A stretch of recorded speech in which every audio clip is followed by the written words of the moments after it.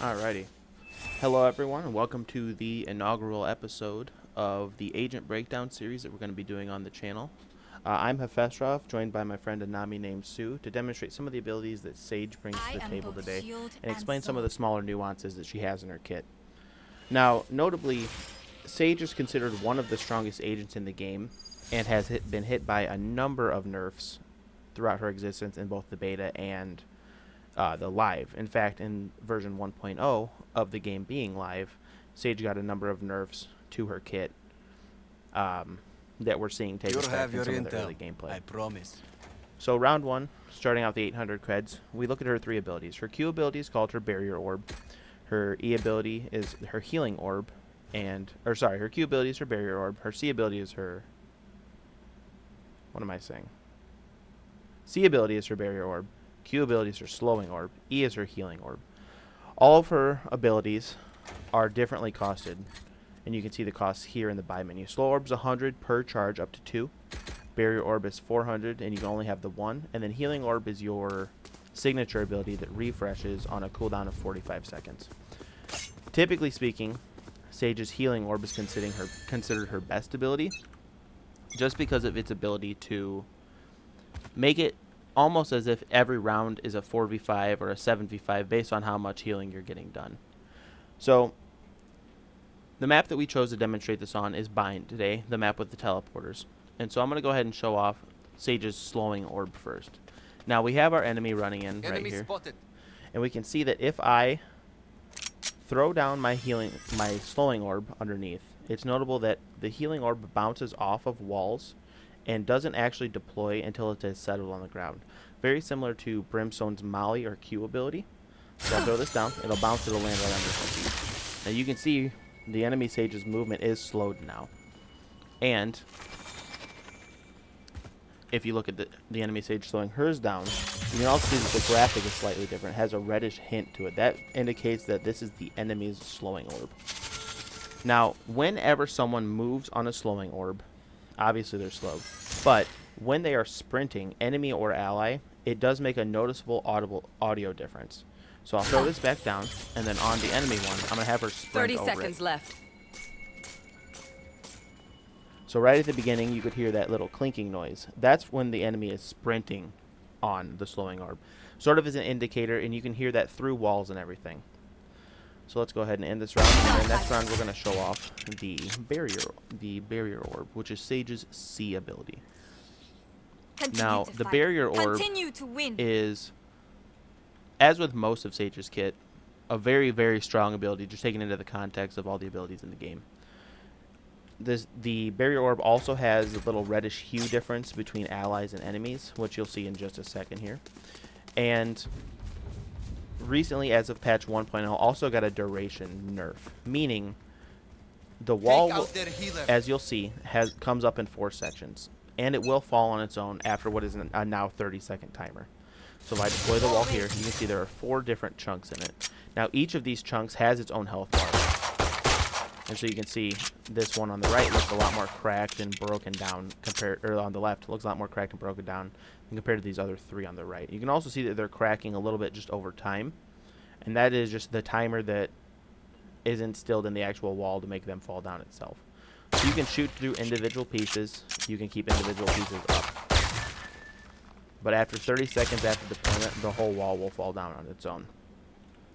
So if we go ahead and move the enemy Sage into place, I'm going to show you some of the tricks that you can do with Sage's wall, repositioning, and cutting off some lines.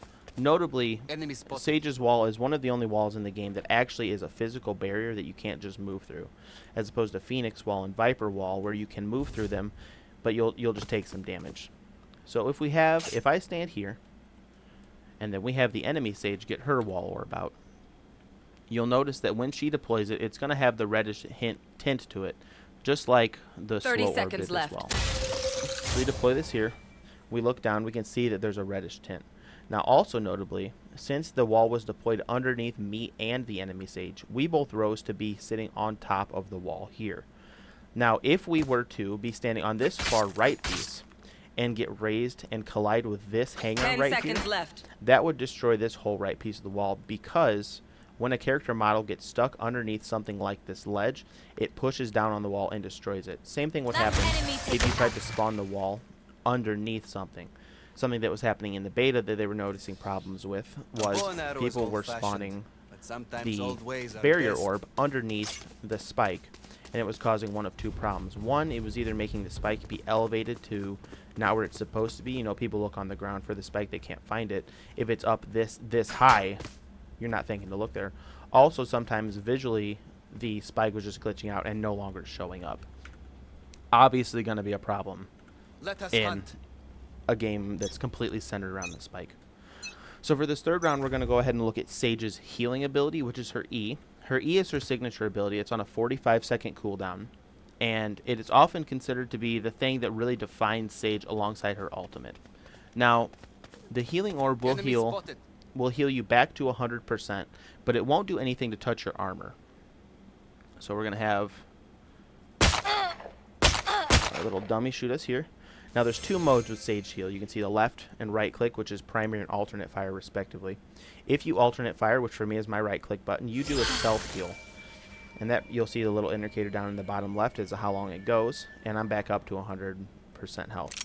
Now if I shoot the enemy here, and she goes ahead and uses her self heal, you'll see that she also has a little animation that goes around her body and a little noise to indicate that she is healing.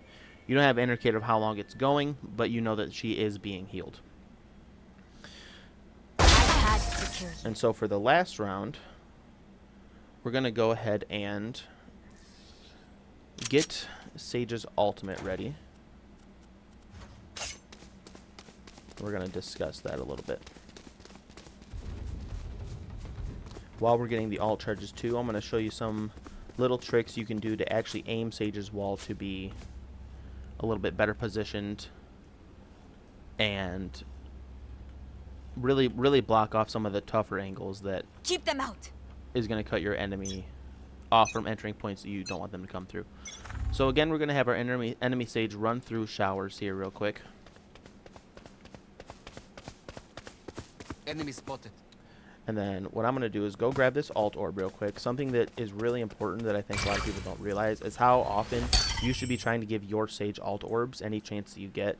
Every 2-3 rounds, if a Sage is getting enough alt orbs, enough kills, and stuff like that, you can have an extra person on your team. If you get 3 kills out of the 7 charges, and you get a defuse, that's over half of your charges, meaning that every 2 rounds, without any alt orbs, you can have an extra person on your team, which is a huge deal. So if we go ahead and just plant real quick on the enemy. Spike planted. I'll snag this kill.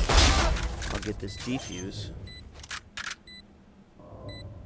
And then next round we're going to come back and I'm going to show you some of the barrier orb positions that I was talking about. Here's a little preview of what that looks like. Continue on our path. It is righteous. Alright, so this round we're going to look at the barrier orb, and then I'm going to show you Sage's ultimate as well, and explain to you some of the weaknesses and strengths that it has as well. So, with Sage's wall, which is her C ability, costs 400 creds. You put up that physical barrier that I was showing you with the 4 chunks in it. Now, you can see the little indicator here on the ground where the wall is going to go. You can see on the little boxes on the right hand side, it's not going to spawn in the boxes. It's just going to break that last chunk off. Now let's say you're trying to get, if you want this straight angle right across from this little garage wall to this chest. Now, one, you could just sit here, line it up straight, find the perfect perpendicular angle to spawn it like this. Or let's say for some reason you switch from wanting to have it here to in between these 2 crates, but you want to stay over on this side of the boxes. If you hit the C button again, it's going to rotate your thing 90 degrees. Now you can see up ahead that the wall only looks like it's going to half spawn through these boxes. That section is still going to spawn. It's just showing you that you're doing it underneath the box. And let's say you want to stay exactly right where I am, but you want to get this angle on the wall again. But for some reason you can't peek out. Maybe someone's sitting in this back corner right here. The little thing you can do is right click or alternate fire, and you can move left or right. For me on my mouse, which would just be left or right for like aiming. We move left, right on whatever camera control you have. And this lets you spin the wall to any degree that you want. 30 So if seconds I want left. this to be right here and I can't hold that other angle, Wall I can raised. spawn the wall like that so that it goes down exactly at the angle that I want it to be. Let's go ahead and get this last Enemy plant spotted. down, and then we're going to go ahead and demonstrate Sage's ult. 10 seconds So left. what I'm going to do on my Spike little enemy planted. Sage is I'm going to shoot my assistant here. Last player Get him dead. standing. Now let's say I have all 4 enemies on the other team and they're still alive. And I really need my assistant here to be here to help me. One thing that you can do is spawn a wall to cut off the other direction here, revive him behind it, and then you can take on the other Why are 4 they so determined to die? with 2 people instead of 1. Double up your team. Something that's really important to note about Sage's ult, which I'm going to show you in this round, is how the animation takes a long time to actually get the player revived and ready to go. So let's move the enemy Sage into position. Let's move us into position as well. And so what we're going to do is we're going to have the enemy Sage shoot my assistant here. When he's dead, I'm going to revive Hunt him, them down. and I'm going to have him try and shoot the enemy Sage as soon as he comes up, so you can see the time gap and why it's so important to make sure that when you do revive someone, you have a very safe location for them to do it. Otherwise, you're going to get Enemy gunned spotted. down 2v1. So this is what Sage's hands look like when you're doing the animation. Notably, you can't shoot. You would have to switch back to your gun, re-get it ready, and all of that stuff. So we're going to have... Last player standing. There we go. So we have an ally dead. This is the indicator that they're ready to be rezzed. Is from far away, they glow that little blue indicator. When you get close, they have the interaction blue hover, just like if you were going to pick up a gun.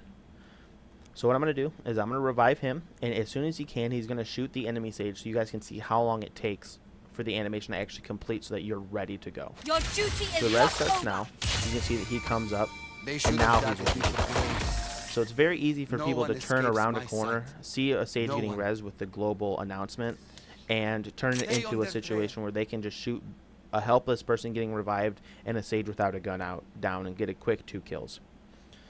All right, that's about it that I can think of right now for all of the Sage tips and tricks that I know. If you have any questions, let me know in the comments down below. I'll be sure to respond to you. And check out the rest of the videos that are coming out delving into other agents. Next up is going to be Phoenix.